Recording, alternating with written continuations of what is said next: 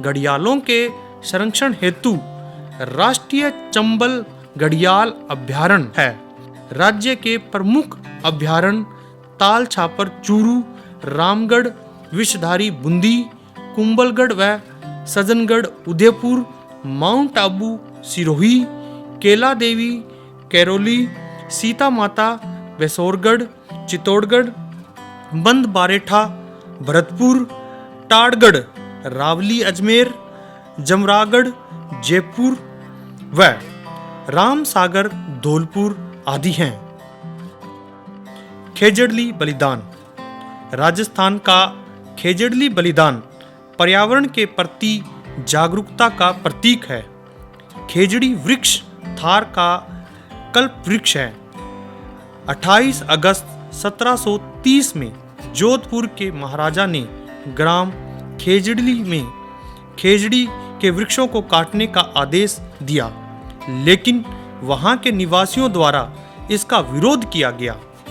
इसका नेतृत्व अमृता देवी ने किया। उसने पेड़ काटने वालों को ललकार कर कहा, जो सिर सांठे रुक रहे तो भी सस्तो जान। इतना कहकर वह पेड़ से चिपक गई तथा खेजड़ी वृक्षों की रक्षा के लिए अपने प्राण न्यौछावर कर दिए। खेजड़ली बलिदान में कुल 363 व्यक्तियों का बलिदान हुआ, जिसमें 294 पुरुष तथा 69 स्त्रियां थी। इसलिए 21 सितंबर को भारत में पर्यावरण दिवस के रूप में मनाया जाता है। खेजड़ली गांव में उन अमर बलिदानियों का स्मारक बनाया गया है, जहां प्रति वर्ष वृक्ष शहीद मेला लगता है। उनकी स्मृति बनाए रखने के लिए जोधपुर में अमृता देवी कृष्ण मृग अभयारण्य विकसित किया गया है। पर्यावरण संरक्षण व चेतना के क्षेत्र में राज्य सरकार द्वारा अमृता देवी स्मृति पुरस्कार भी दिया जाता है। जैव विविधता का संरक्षण।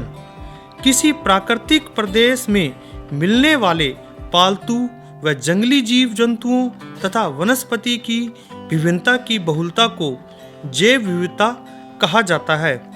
हमारा देश जैव विविधता की दृष्टि से एक समृद्ध देश है। विश्व में मिलने वाले कुल 15 जैव विविधताओं में से 40% भारत में पाई जाती है। भारत में अभी तक लगभग 81,000 जीव जंतु तथा 45,000 वनस्पति की प्रजातियों को पहचाना जा चुका है। आर्थिक दृष्टि से जीव जंतु व वनस्पति बहुत उपयोगी है। प्रकृति के निर्माण व उसका पर्यावरण संतुलन बनाए रखने में जैव विविधता की अहम भूमिका रहती है। प्रकृति में किसी भी प्रकार के जीव अथवा वनस्पति का विनाश प्रकृति व पर्यावरण के लिए खतरनाक हो सकता है। स्वतंत्रता प्राप्ति के बाद से अब तक प्रमुखतः बड़े बांधों के निर्माण, औद्योगिकरण, सघन खेती, बढ़ती आबादी और आवास, भोजन जैसी आवश्यकताओं को पूरा करने के लिए जैव विविधता का खूब विनाश हुआ है। जीव जंतु व वनस्पतियां पर्यावरण संतुलन बनाए रखते हैं। जैव विविधता के विनाश से ओजोन परत में छिद्र, हरित गृहित प्रभाव के कारण वातावरण में गर्मी बढ़ना इत्यादि पर्यावरणीय समस्याएं बढ़ती जा रही हैं। इस हेतु अंतर्राष्ट्रीय प्रकृति एवं प्राकृतिक संसाधन संरक्षण संगठन IUCN बना हुआ है, जिसका मुख्यालय स्विट्जरलैंड में है। इस दिशा में विश्व प्रकृति निधि WWF द्वारा भी कार्य किए जा रहे हैं।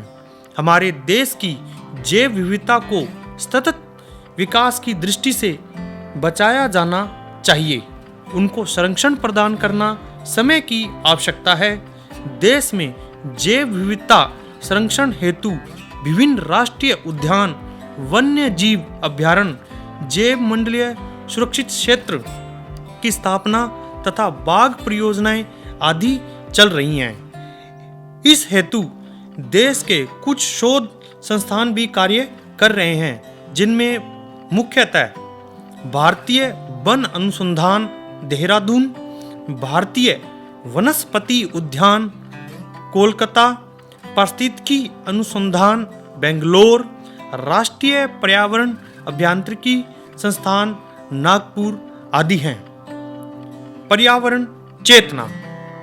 भारत में पर्यावरण के प्रति वैदिक काल से जागरूकता रही है।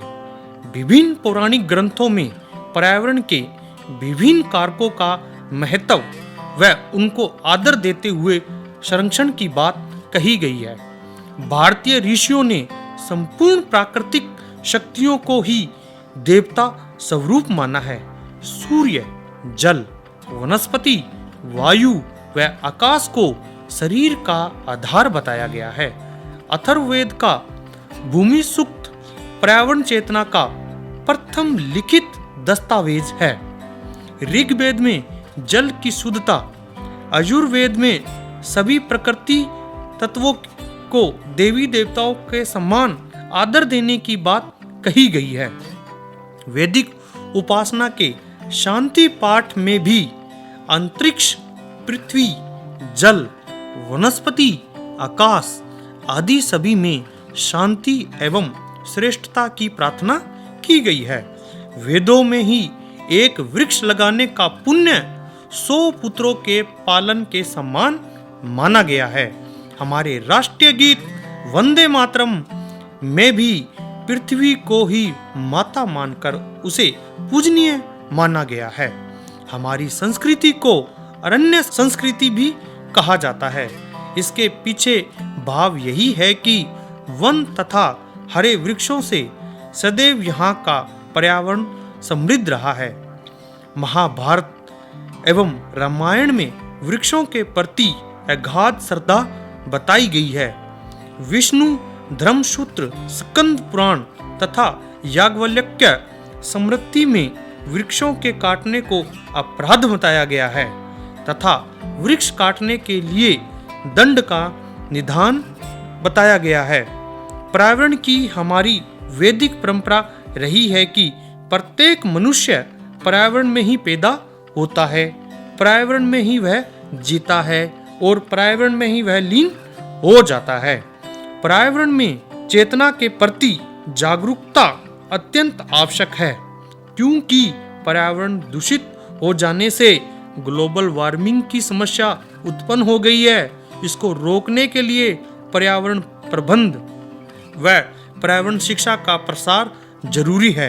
हमारे देश में खेजड़ली आंदोलन व नर्मदा बचाओ आंदोलन पर्यावरण चेतना के प्रति जागरूकता के ही परिचायक हैं। साथ में बिश्नोई समाज के 29 सूत्र पर्यावरण संरक्षण के लिए महत्वपूर्ण नियम बताए गए हैं। उम्मीद है कि आपको आज का प्रकरण समझ में आया होगा और इसी से संबंधित कुछ बोधात्मक प्रश्न जो निम्न प्रकार से हैं।